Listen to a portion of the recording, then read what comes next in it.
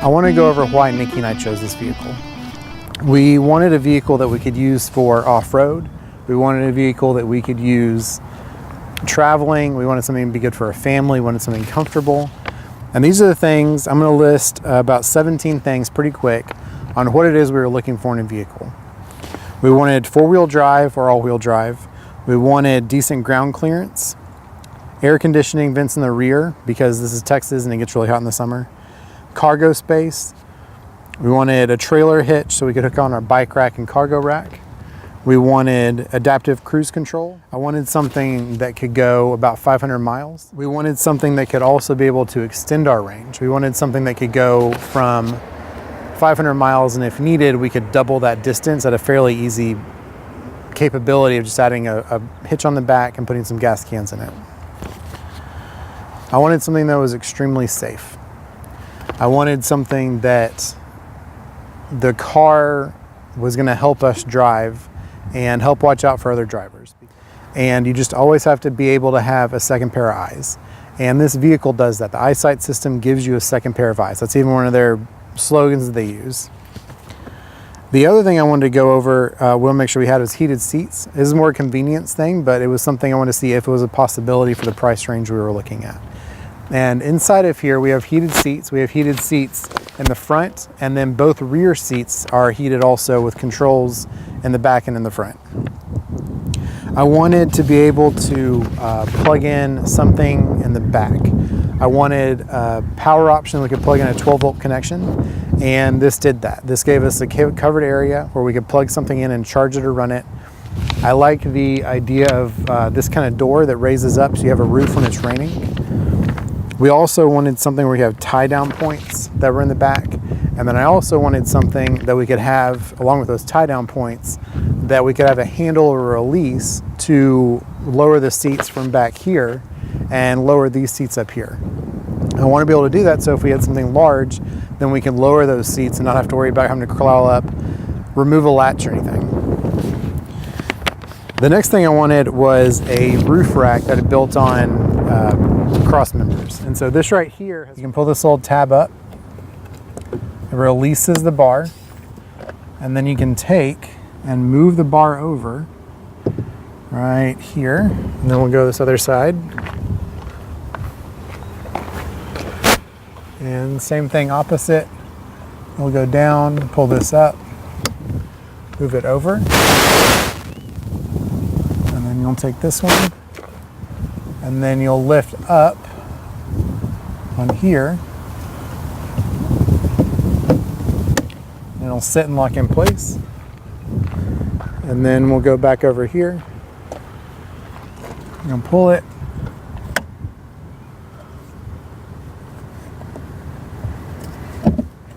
Go down and you lock in place. And now you went from no place for a cargo rack to 2 crossbars. The other thing that we were looking at was something that had a high trade-in value. We wanted something that had we were going to be able to purchase it and then return it in a few years, sell it back, something like that, and still get a good return on our investment. And Subaru lately has been making commercials all about that, and they're renowned for how well they hold their value over time. And one of the last things we were looking for was we wanted to have a dealership that we wanted to go to. We didn't want to have a dealership that when an issue came up, whatever that might be, we didn't want to have someplace that we had to dread going. And we've had to deal with one of those with our past vehicle, and we did not want to have to do that again. And we were looking around, and my mother actually recommended a place that she had read about and heard about. We gave them a shot. It wasn't even on my list of things that we were going to go look at. Neither was a Subaru. And we went over there and talked to them, and we were very impressed. And I have to say, I've got a whole section in that towards the end of the video, but that's a big part. You want somewhere where you can trust taking your vehicle to, and you can trust your spouse taking your vehicle to. I don't have to worry about Nikki going to a dealership and them trying to charge her a bunch or speaking in a way that confuses her to make her purchase something she doesn't want. So now I want to go over the specs. The specs for this is a 2017 Limited, but the specs for the most part carry over to this current one, the 2018 that's out, and then in the future 2019. This uses a Boxer engine. It is, instead of a V shape, it's more of a flat shape. It cancels out vibration. There's two different model types. The one that we went with was the 4-cylinder, and this is 175 horsepower, 2.5 liter. It produces 174 pound-feet of torque. The engine does seem small, but even when Nikki and I are in it and we have our daughter in the back seat, we can drive around on just normal days and there is no problem with acceleration. It handles fine when we're on the highway going 75. It handles great. There's no act like it's trying to struggle or anything. One thing that we did notice on one of these last recent holidays, we had 3 adults and a child. We had the whole back cargo space full all the way up. We had every nook and cranny as full as it could be. Plus we had a Thule huge cargo carrier on top. That was as full as this thing can get. There's no way this thing was getting any more full. And the only thing that I noticed was when we were on the on-ramp going to the freeway that it did take a little bit more to speed up. One thing that I did notice though was once we were on the highway and we were moving, it was really easy to keep that speed. The engine wasn't struggling at all. It wasn't working hard or overtime. It got us up to speed and we maintained it and it handled fine. It also, on the adaptive cruise control, when a slow car in front of us would move and the car would speed back up, it handled just fine. Another point that we were looking at when we were looking at vehicles is ground clearance. I'm not planning on going rock crawling or anything with this. I think that's pretty evident. It's a Subaru, not a big jacked up Jeep. But I did want something that if we needed to, we could go off-road either through snow, or if we were going to go off-road camping, we could do that. Or if we needed to, and for whatever reason, we could go over a curb if we were going to go somewhere and we needed to get over that obstacle. And this can do that. It has 8.7 inches of ground clearance.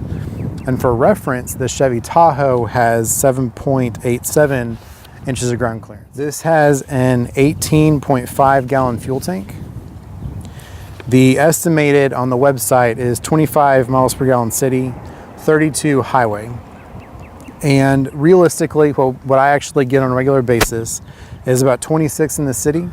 And that's with mostly highway driving, a little bit of stop and go residential driving. And then get about 27 to 29 on the highway, and that's going between 75 and 80 on the freeways. And what we noticed when we had this car fully loaded with everything in it, and on other times I've noticed that our best fuel efficiency is around 70 miles an hour. When it's just me in the car, or just myself and Nikki, going about 70, we can get around, probably around 30. It usually hovers around 30 miles a gallon.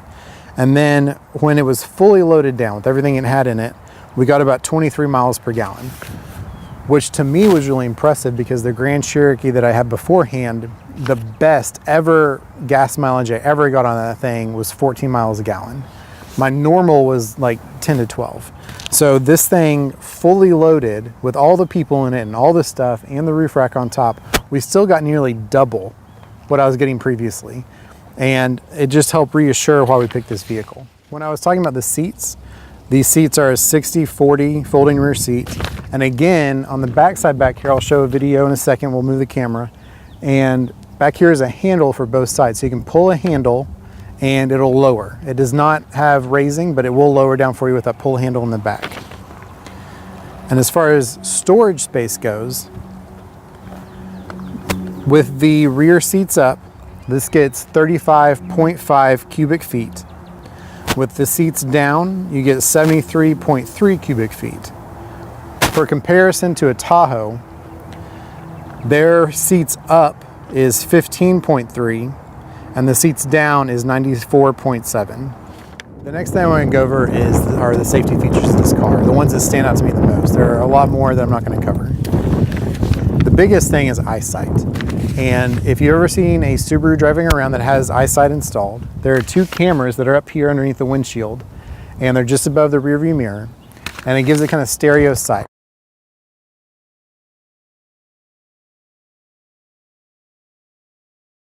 I did a 24-hour test drive. I picked this specific one, when I got off work, took it home, we tried out the car seat, all those kind of things, and then I took it to the office. I usually leave about 5:30 in the morning so I can get to the office about 6. And I wanted to try the adaptive cruise control out, and there's hardly anybody that is on the toll road at that time. It's very few people. And I was going, and I thought that was a good time to try it. I set my distance I was interested in, I set the speed, tried adjusting those kind of things, see what I thought. And there was a car that came up on my rear left side. On the left-hand lane, I was in the middle, and they were just sitting there. They weren't going faster or slower, and so I didn't really think much of it. And then all of a sudden, they sped up, nearly cut me off, and then went from the left lane across the middle lane, across the right lane, into the exit lane, and then sped up and went out the exit lane. By the time that I even realized there was a car, that other vehicle was already in the middle of the car. And by the time that I was about to react, the car had already moved past here and it was moving into the right lane. It happened really fast. And the Subaru realized what was happening before I even realized what was going on. And it all happened so fast. By the time that the Subaru realized that there was something in front, it immediately hit the brakes. It alarmed on the dashboard saying there was an obstacle in front of me. And by the time that already happened, I was just realizing there was something passing in front of the car.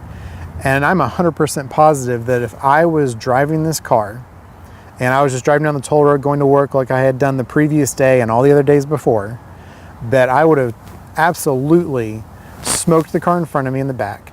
Then I would have gone into the divider wall on the freeway, and then that other car would have spun out too. I'm positive that's what happened. We were way too close, going too fast for anything like that to happen, not to happen. And I went to work, and that afternoon I drove back to the dealership, and I told them the story, and I said, I'm sold. From this point forward, I am always going to get a Subaru with eyesight, because it literally saved my life. And it was amazing. I cannot express how thankful I was that this car took over before I even realized there was a problem.